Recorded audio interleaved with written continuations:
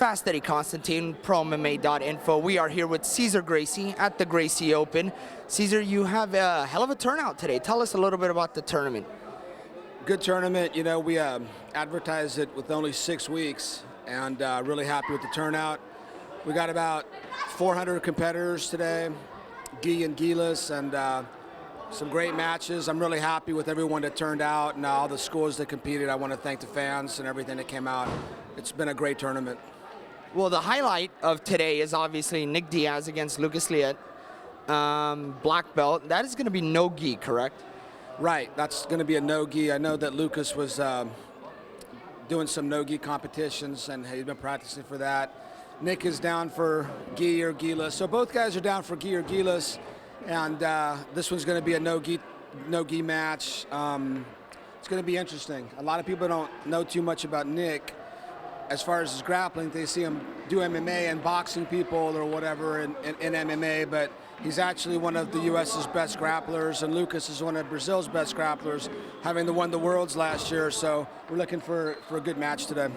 Yeah, and that's a great point, Cesar, because like you said, Nick has been on the grappling scene here forever, going out, winning U.S. Opens. He's been in the gi and really, put forth his effort in and out of the gi. But let's talk about, you've been training people forever. You've been around this sport since Gil Castillo, Sean Sullivan, Dave Terrell. Talk to us a little bit about the evolution of your team, because, when people say the best teams in the world, you hear AKA, you hear American Top Team. We talked about it on our show, The Info. People overlook Cesar Gracie, but you put 5 for 5. I think Team Cesar Gracie would do well. So again, talk to us about your team and the evolution of it. Yeah, our main focus in the world isn't MMA. I know a lot of teams, that's what they want to do. It's just strictly MMA, but we've got the jiu-jitsu, the art of it, and martial arts in general. That's our focus, and MMA is just one of the things that we do. I think that one of the things I'm proudest of is that we don't recruit fighters, we build them. You mentioned a lot of great teams out there, but if you look at their fighters, they came from another team at some point, and they all met together and said, hey, we could be a great team together if we get together. And our team really started from scratch, where they just never had fought, never done anything, and those are the guys that they grew up together, kind of training, and then they became great fighters. So we truly are a team. If you take teams that don't recruit, then we're far and above any other team. So I'm proud of the guys for that. Absolutely. Some of the guys, again, you got a lot of stuff coming up here. Jake Shields, November 7th on CBS against Mayhem, and then Gilbert Melendez coming up, most likely middle of December. It hasn't been announced officially yet, against Josh in the rematch. Talk to us about Jake, how you see that match going up, because this is, Jason Mayhem Miller. He's a good grappler, so this ought to be an interesting match. I think Jake is probably one of the, if not the best, he's one of the best grapplers in the U.S. today, Americans. Mayhem Miller's a very good grappler too. I don't think he's on Jake's level, when it comes to grappling. I don't think he's got the credentials that Jake has gotten with, as far as he went in Abu Dhabi's and everything else Jake has done. But he's a really good fighter, Mayhem. It's going to be a good fight. Obviously, I think Jake will probably take it. I think he's one of the best fighters in the world today, and I think it's just his time. Gilbert Melendez, I think he's always been a really tough fighter. I think he's just really realized who he is, though, recently, and he's got more of a strategy when he fights now. His last fight against Ishida, you noticed him just taking his time, and it's something he never did before.